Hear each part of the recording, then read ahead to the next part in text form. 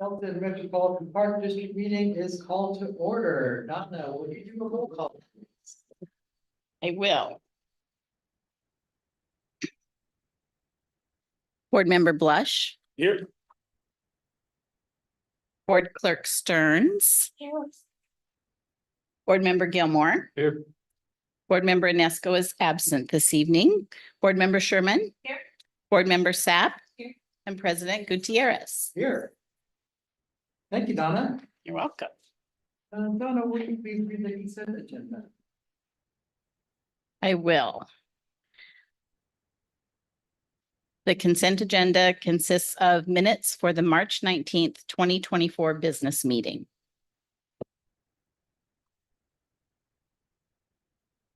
There a motion to approve the consent agenda as read.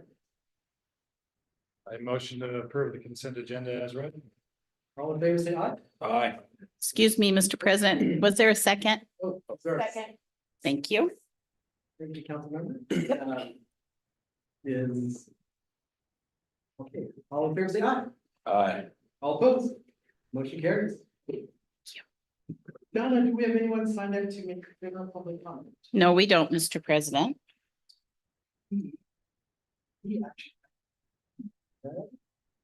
There are no business or action items this evening, so we will move on to the administration report, and we have Bernard Cooper.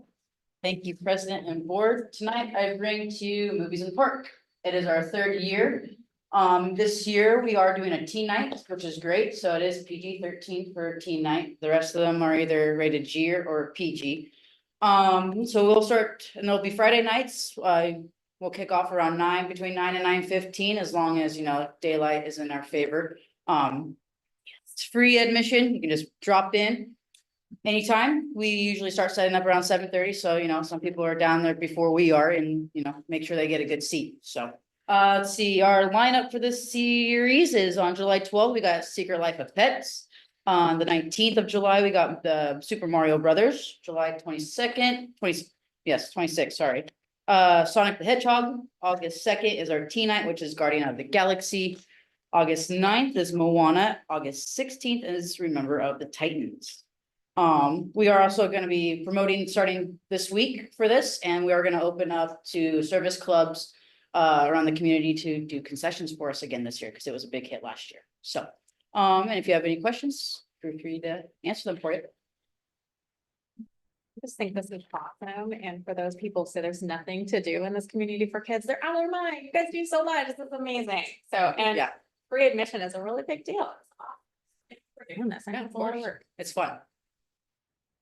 We've been doing this is meeting. Also, it's.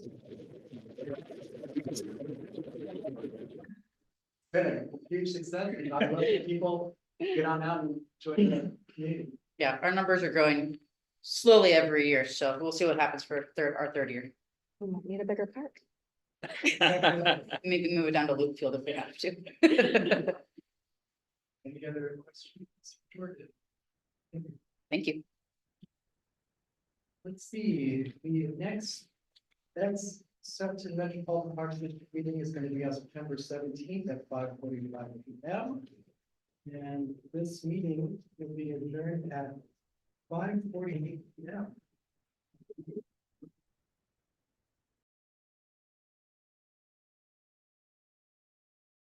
All right.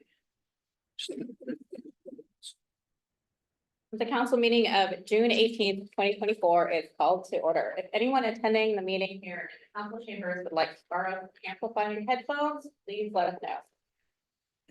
Y'all can hear me, great. Let's do the pledge.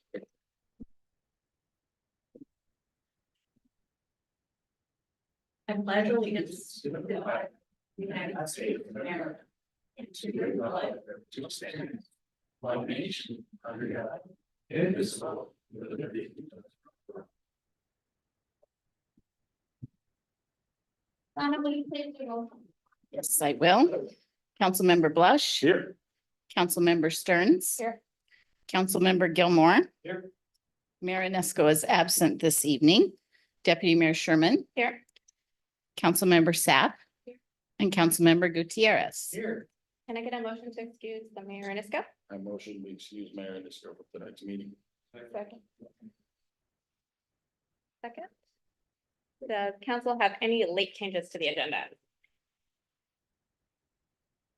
Right, and do any council members have any board reports to share? Hiding bunch was back. And are we ready for reading of the consent agenda? I'll take that as a yes. Donna, will you please read the consent agenda? I will. Voucher number 110838 in the total amount of $1,000. Vouchers numbered 110839 through 110874 and EFT payment numbers 396 through 409 in the total amount of $107,933.17. Payroll warrants numbered 3984 through 3987 and 12631 through 12735. Warrants 110875 through 110894 in the amount of $536,676.30. Resolution number 1335-0524, MBR Headworks Upgrade / Expansion Grant Acceptance, and minutes for the business meeting of May 7th, 2024, and special meeting of May 14th, 2024. Is there a motion to approve the consent agenda as read? Deputy Mayor, I move to approve the consent agenda as read. Second. Great, thank you. We have a motion and a second to approve the consent agenda as read.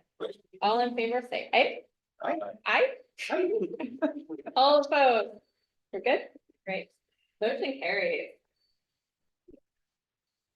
Now we're on to D, general public comment. Cruising right along. At this time, members of the public are invited to make a public comment on any city-related topic. Donna, do we have anyone signed up to make a general public comment? Yes, we do. We have Susan Kirchhoff.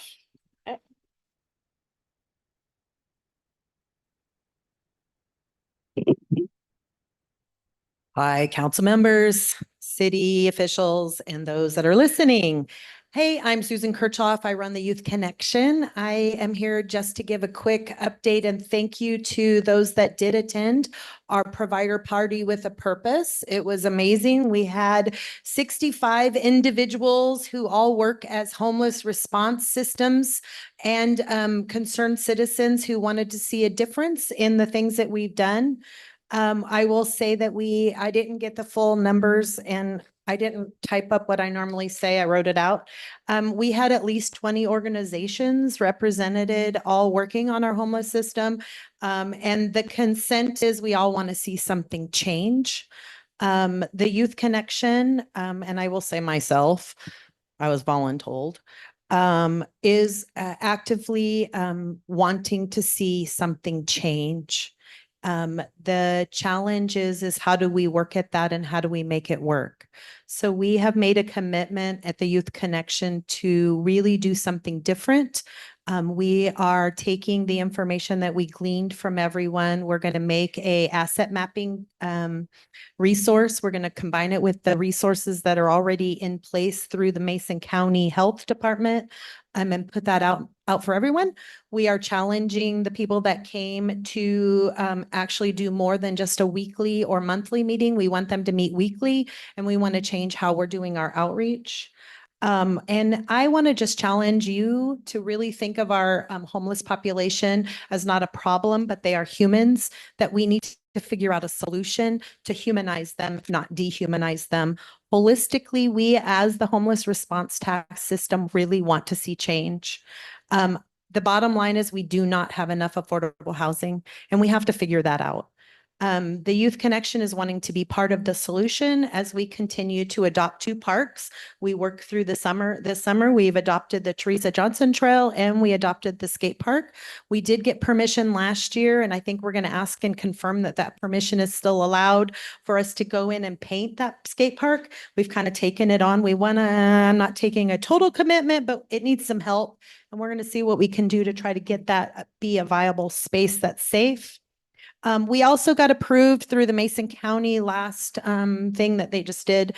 We are going to be hiring what's called a Mason County liaison position. That the intent is they're going to liaison with all the community partners and try to figure out how we can make this a better solution. So I just want to encourage you guys, if you hear more on the provider party with the purpose and where we're going with this, that if you have the opportunity to attend, to please come and attend. Thank you.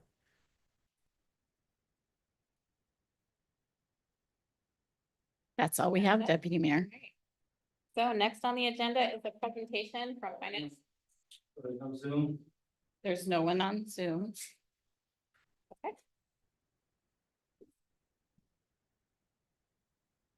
Sorry, Mayor.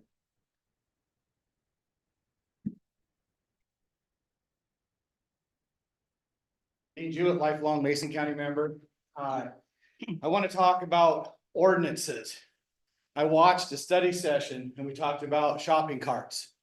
You all know that that's been one of my top 3 pet peeves for quite a while. So I was glad to see a study session on it. One thing that came out that was really glaring and kind of ironic is that our mayor, who's not here, had made a statement about the ordinances. And all we had to do was pass an ordinance and everybody would have to comply. Can you believe that? An ordinance that everybody has to comply with. We already have several of those, and those ordinances are just kind of thrown to the wind and willy-nilly. So I'm just kind of curious as how we're gonna make somebody comply with an ordinance if we don't already do it. We're gonna be breaking some camps apart, and there we have an influx of street people, and I'm not gonna call them homeless because I call them street people. There's a difference between the two entities. A lot of the homeless people, they seek out the resources. We need to assist them. The 30% of people that are in trouble over and over and over and over again, they either need to comply or move. Two choices. So we've also had an influx of RVs. And we have, imagine that, we have a no street camping ordinance, but I guess we're just gonna get them to comply with that. I'm gonna beat that dead horse. We had 3 up by McDonald's before they were finally gone. We've got one that sits down on 2nd Street, a van with an old little hydroplane on top of it all the time. It's everywhere. It's all the time. The blue van. We got camping at the Bank of America, the pump station, the BPA up by McDonald's, the Safeway campgrounds, the Brewer Park campgrounds. Brewer Park is already heading back into that real negative like we had last time. I would like to have somebody here make a motion and really force the fact that we need to get proactive instead of complaint-based action on it. I know I've had several conversations with the police chief, and I really appreciate what the police do and their efforts, but we need more. We've been talking about this problem for 5 years. How much longer do we have to talk about it before we actually make some Olympic-sized steps, not baby steps? I'm talking big old Carl Lewis long jump steps. That's what we need. I also want to reach out and thank Donna. I did a public request act and she was stellar at getting that. I know it's probably a tough job. Thank you, Donna. I appreciate it. I was also at Susan's meeting. I've been to a couple of these meetings lately, and what she says is very true. We have a consortium and of individuals, and all we do is talk at those meetings. Something needs to change. You guys are the culture of our community. Thank you.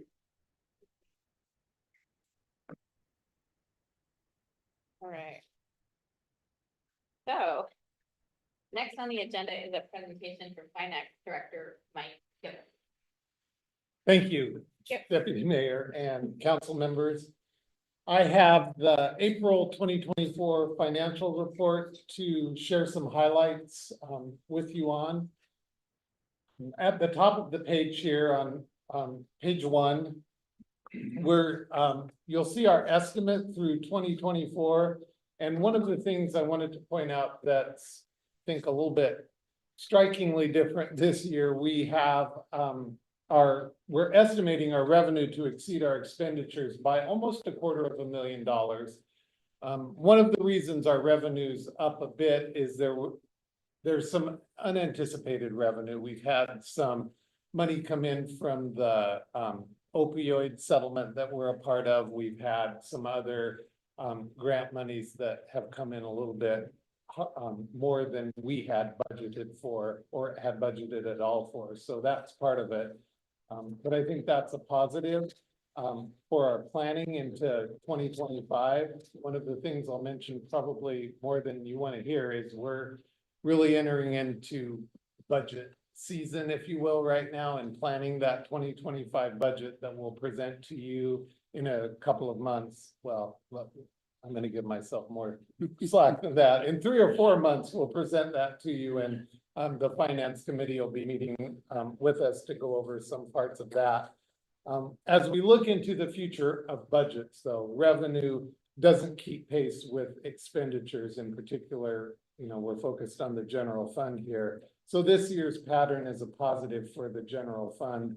And I think we've come a long ways from where you might remember we were a year ago in making the correction, which was actually a year ago this month. So it's our planning and I think good stewardship is paying off. Towards the middle of page 1, I just wanted to spend a minute on our estimate for the ending fund balance. We're detailing the 20% reserved amount that we back out from that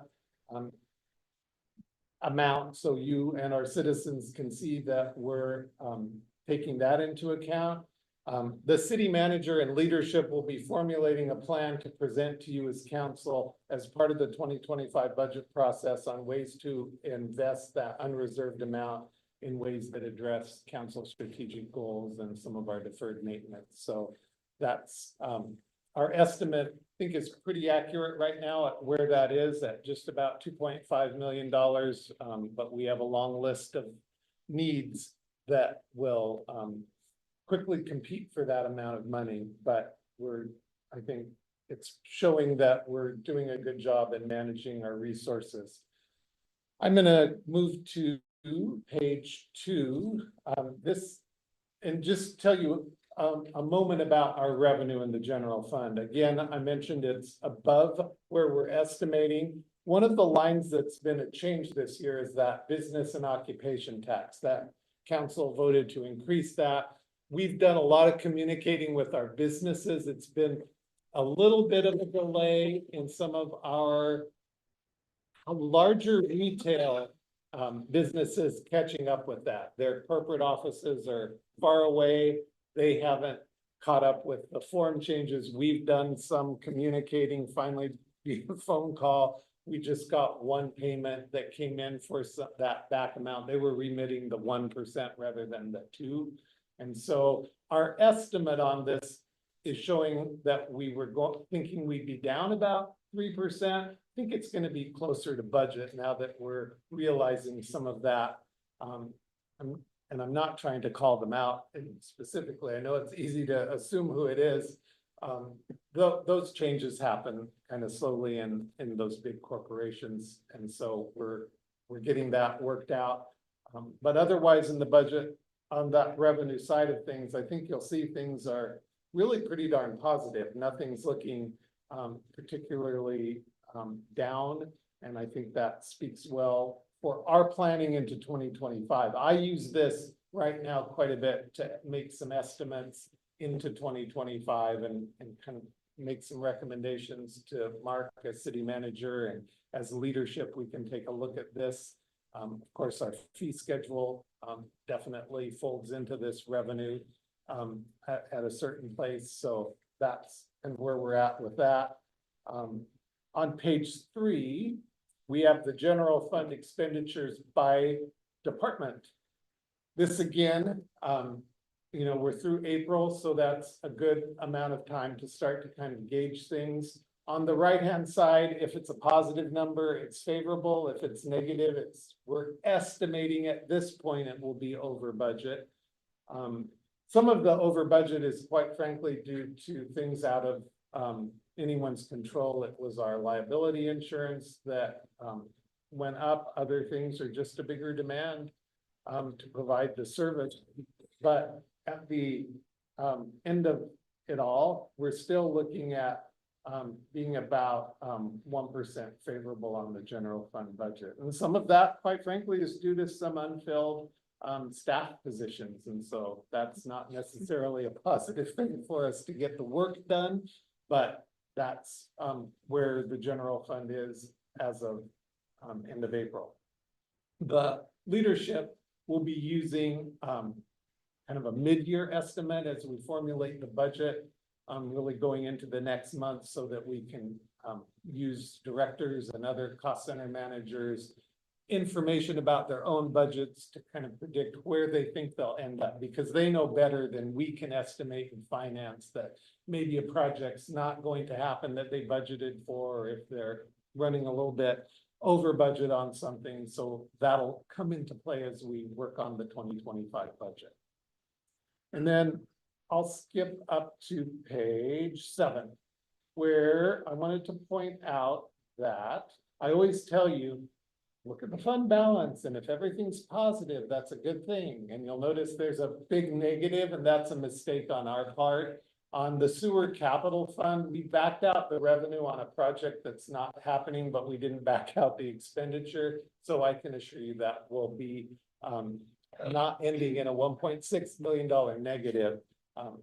We just need to correct that, and I didn't catch it before it went to press. So that is not going to be a negative. So I wanted to point that out, since I always say, as long as they're positive, everything's good. That's not good. Under citywide FTE, we made some strides in filling some positions. Our overall vacancy rate went down 2 since March, when you saw this last report. We filled 1 position in street operating and 1 in storm. So I think that's good news.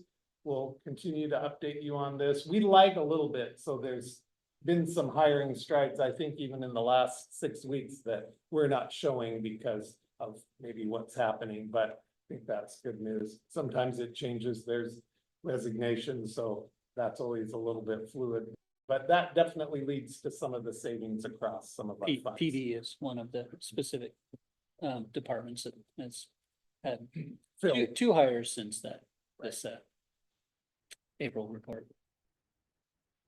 So as we move through the month of June, we're going to be feverishly working on budget. Next week, we have a leadership retreat with other managers who work on budget to really kind of dig into this. I'm gonna give a estimate on, in particular, the general fund's revenue, so that really everybody understands where those sources come from and what we're looking at over not only 2025, but Mark's asked that we kind of take a peek out so that we're planning well and don't get ourselves caught in a position where it might look, okay, we can make it through 2025, but if we add that position, for instance, could it be sustained? So there'll be a lot of planning going on really pretty intensely for the next 9 or 10 weeks as we get ready then for finance to put things together so it can be published and our community and you all can have a chance to give thought to the 2025 budget.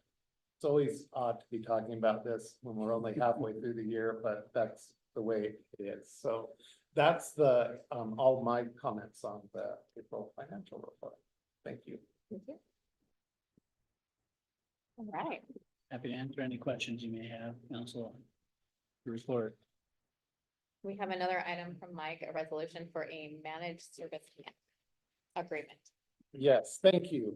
So this is an agreement with a managed service provider, Right Systems Incorporated. This is a company the city has used since 2020.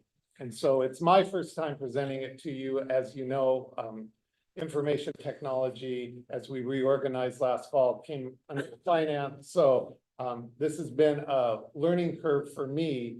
Our managed service provider is really providing the additional IT support in a tiered manner to the city. They're available to cover our needs 24/7 for our operations. So we have 1 employee in IT. Our needs are really vast in the city. what Right Systems provides is subject matter experts in the areas of data center, networking, and security. So every space of IT and resources that it provides to the city, I would say is a good value when you take into consideration what it would cost to employ the additional staff we need to cover that expertise. And I think that's the one thing that until I was more involved with IT, I didn't fully understand, because it looks like an area where, gosh, let's cut some of that. Do we really need it? I can assure you we do. They specialize in the content that our on-site staff aren't experienced in, and really would be difficult to find one person who could do the wide breadth of IT that are required for a city as complex as ours. They have experience with other agencies as well. This particular company, Right Systems, serves several other municipalities, and that benefits us because this idea of threats and vulnerabilities of hackers that is out there is constant, and the technology is changing, and they are very much on top of that. And in addition, they have a good read on what's new and what's going out. You know, there's lots of things that from the finance side of me, I'd like to say, well, let's just hang on to it forever. But unfortunately, it has an end of life in IT terms that you have to replace it or it's not going to communicate with our system. So IT is such an ever-changing environment. We need that up-to-date support that the managed service provider affords us. They're specialists in something that is a trade name, and it's called our Nutanix cluster, and it's our virtualization server. And we host it on site to really virtualize, if you will, all our servers, such as our domain controllers. They control the resources of our network access, the permissions, the accounts, the servers, our file servers, our print servers. It allows us to better allocate resources, both physically and logical resources, so more control over our infrastructure. And that's just one example of where we need that kind of expertise to be able to provide the IT that's needed in our complex city. They also provide our server licenses, so we buy those through them for Microsoft and those kinds of licenses that we use. A big service that they provide to us, I'm going to tell you, is security in the Microsoft 365 space, including identity access and management. Identity access is your identity as far as Microsoft is concerned, multi-factor authentication when we have people log into their computers. About 6 weeks ago, we had an employee receive an email and it looked like an invoice. And so they clicked on it and it took them out to a website. It looked completely legitimate. It was the company's logo. It was their invoice. And it asked the employee to enter their credentials. Unfortunately, the employee did that, which then opened up a threat to our system. Fortunately, we have all of these things in place so that Right Systems was immediately notified. They got a hold of our city IT person. We were able to shut it down and thwart the threat. It brought the person who did that offline briefly, but it didn't compromise the city's system. And when you think about the city system, it's our public safety, our police, not to mention our court. We have MACECOM in the building. We also, believe it or not, a lot of threats right now that they're targeting are wastewater treatment plants. And so we really, you know, not to mention our water facilities and even our finance, because that's, you know, we're paying through electronic funds transfers, etc. So we want to make sure that's safe, and they help us do that. You know, I think that it's, again, I'd love to be able to say, well, we can do it without this contract, but it would cost us more, I'm afraid, if we tried to employ the people. One of the other things that Right Systems does, we have, as I mentioned, one employee, We've had times when we've had turnover in that position or the person's out on some leave. Right Systems is able to step in then and provide us the support. As I mentioned, they provide 24/7 support so that if a police officer for some reason is locked out of their their patrol car computer at 9 a.m. on a Sunday when we don't have a staff person here, Right Systems can provide that response. We also have, of course, public works staff who work on the weekends, and so they can provide that support that otherwise we'd have to be employing people with.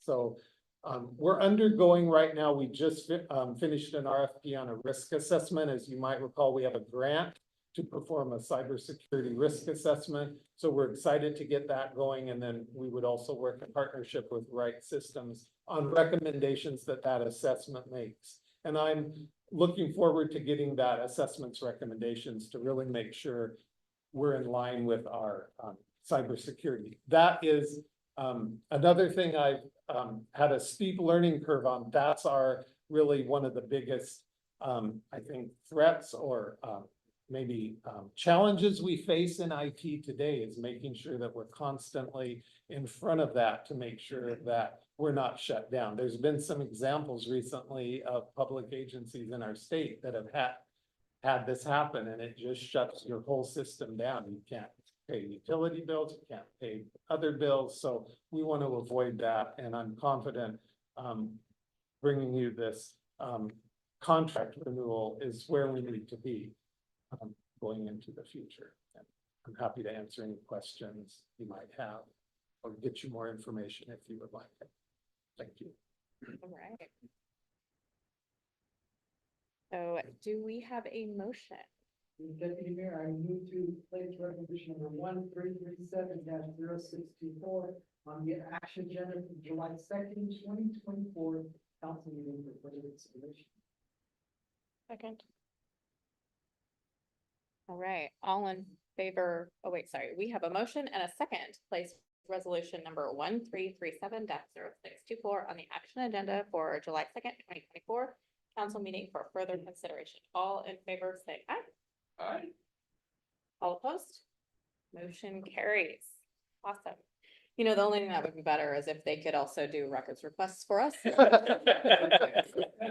For that price, yes. Right? Wouldn't that be great? I Would be okay with that. Right? Yeah, okay. So moving on, action agenda. Actually, we don't have any action agenda tonight. So guess we can move on to the city manager's Great. report. Just a couple of things for you tonight, council.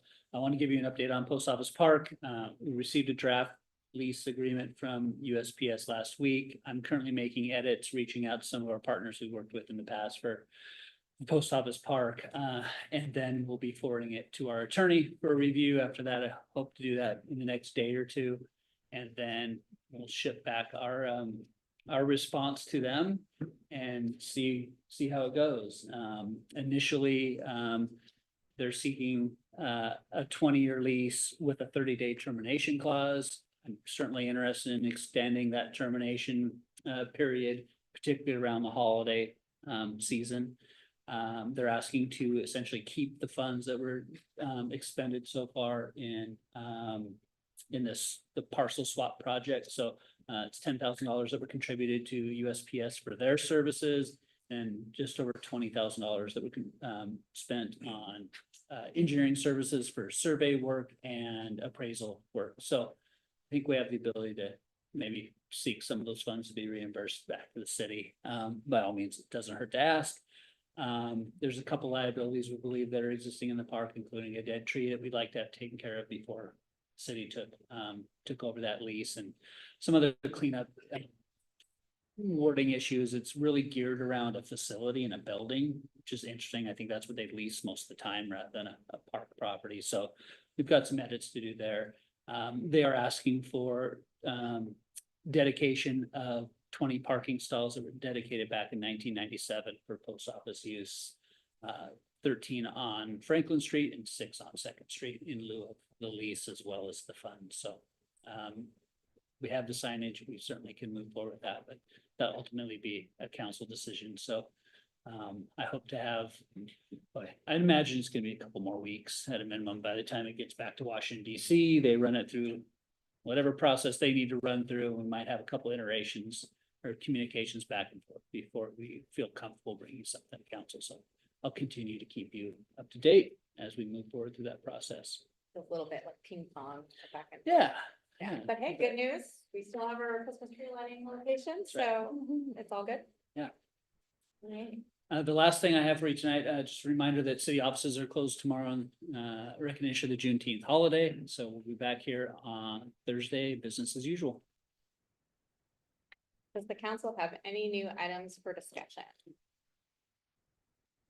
Pretty happy about Office Park. Yeah, so big topic on everybody's mind, so yay. Yeah.